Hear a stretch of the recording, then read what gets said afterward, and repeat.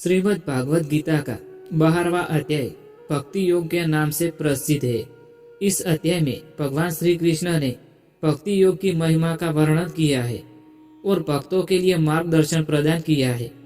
यह अध्याय उन लोगों के लिए अत्यंत महत्वपूर्ण है जो भक्ति की राह पर चलकर परमात्मा की प्राप्ति करना चाहते हैं। जय श्री कृष्णा दोस्तों, स्वागत है आपका अपनी इस YouTube चैनल में और आप देख रहे हैं मोटिवेशनल एंड स्पिरिचुअल ज्ञानवर्धक वीडियोस। दोस्तों, आज के इस नए वीडियो में हम आपको श्रीमद् भगवद गीता के 12वें अध्याय जिसका नाम है भक्ति योग का महिमा और लाभ समझाने वाले हैं, जिसे अच्छे से सुनना और समझना। और यह वीडियो अपने दोस्तों के साथ, अपने परिवारजनों के साथ शेयर करें ताकि भगवान श्री कृष्ण द्वारा दिया गया यह दिव्य ज्ञान उनको भी मिल सके। तो चलिए शुरू करते हैं।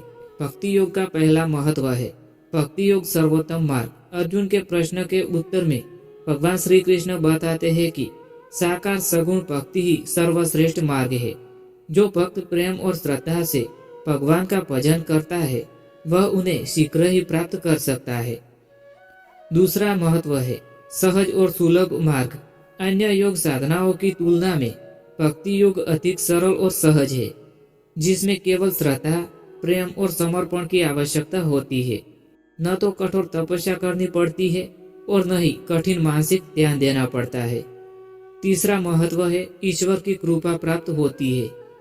जो भक्त अपने संपूर्ण भाव से भगवान श्री कृष्ण की आराधना करता है उसे भगवान की कृपा शीघ्र ही प्राप्त होती है। वह स्वयं भक्त की चिंता करते हैं और उसे संसार के दुखों से मुक्त कर देते हैं। चौथा लाभ और महत्व है भय और शोक से मुक्ति। जो व्यक्ति भगवान के शरणागत में होता है उसे किसी भी प्रकार का भय नहीं रहता है।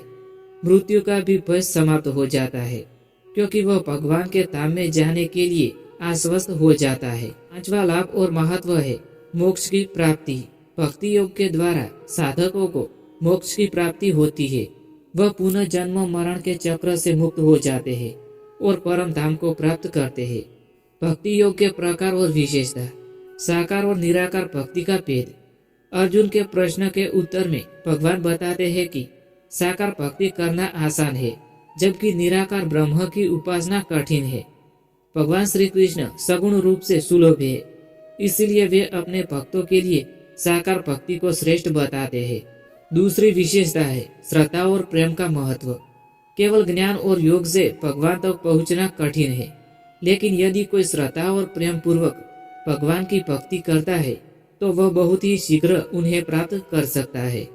तीसरी विशेषता है भक्त के गुण। इस अध्याय में भगवान श्री कृष्ण उन गुणों का वर्णन किया है जो सच्चे भक्त में होने चाहिए, जैसे कि अहिंसा, हिंसा न करना, क्रोध न करना, सरलता और नम्रता, सभी प्राणियों के प्रति दया, ईश्वर में पूर्ण विश्वास और समर्पण, किसी भी सांसारिक सुख दुख के प्रभाव से प्रभावित न होना। सर्वोत्तम भक्त कौन है? भगवान श्री कृष्ण बताते हैं कि जो व्यक्ति न किसी से द्वेष करता है, न किसी से बैर रखता है, जो सभी को प्रेम करता है और समभाव में स्थित रहता है, वही उनका प्रिय भक्त होता है। भक्ति योग का आध्यात्मिक और व्यवहारिक महत्व। पहला महत्व है जीवन में संतुलन।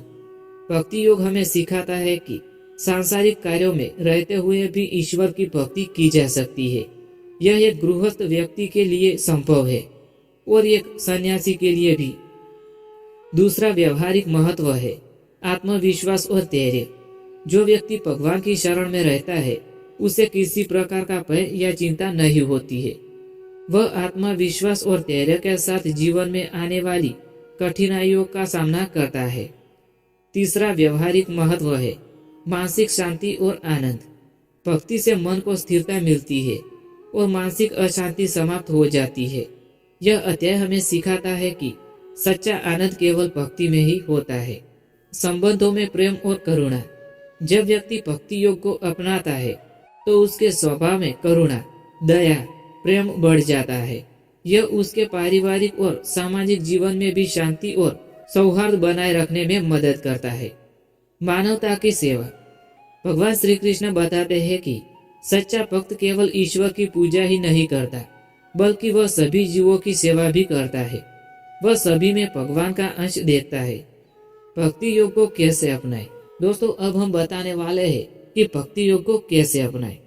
भगवान का स्मरण, प्रतिदिन भगवान के नामों का स्मरण करना चाहिए।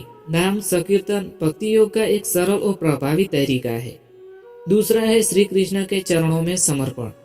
जीवन की हर स्थिति में भगवान श्री कृष्ण पर विश्वास रखना और सुख दुख में उन्हें अर्पित कर देना। भगवद गीता का अध्ययन, नियमित रूप से भगवद गीता का पाठ और मनन करना चाहिए। इससे भक्ति में स्थिरता आती है। चौथा है संतों और सत्संग का महत्व। भक्ति योग में उन्नति के लिए सत्संग अत्यंत आवश्यक है। संत महापुरुषों की संगति में भक्त को मार्गदर्शन और प्रेरणा मिलती है। पांचवा है अहंकार का त्याग। भक्त को अपने अहंकार का त्याग करना चाहिए और हर कार्य को भगवान की सेवा के रूप में करना चाहिए। दोस्तों, श्रीमद् भगवद गीता का 12वां अध्याय भक्ति योग सर्वोत्तम मार्ग है। यह अध्याय न केवल आध्यात्मिक उन्नति का मार्ग दिखाता है, बल्कि जीवन को सुखमय और शांतिपूर्ण भी बनाता है। भगवान श्री कृष्ण स्वयं कहते हैं कि जो उनके बताए मार्ग पर चलता है वह उनके प्रिय भक्त बन जाता है और अंत में उन्हें प्राप्त कर लेता है। भक्ति योग हमें सिखाता है कि हमें केवल भगवान श्री कृष्ण की शरण में रहकर प्रेम और श्रद्धा से उनकी आराधना करनी चाहिए। ऐसा करने से जीवन के सभी दुख समाप्त हो जाते हैं और अंत में आत्मा को परम शांति और मोक्ष की प्राप्ति